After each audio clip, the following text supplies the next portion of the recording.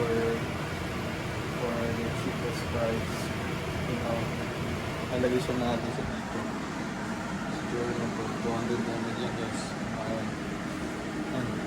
Dapat. Lagyan ko na sticker guys kung tapos na.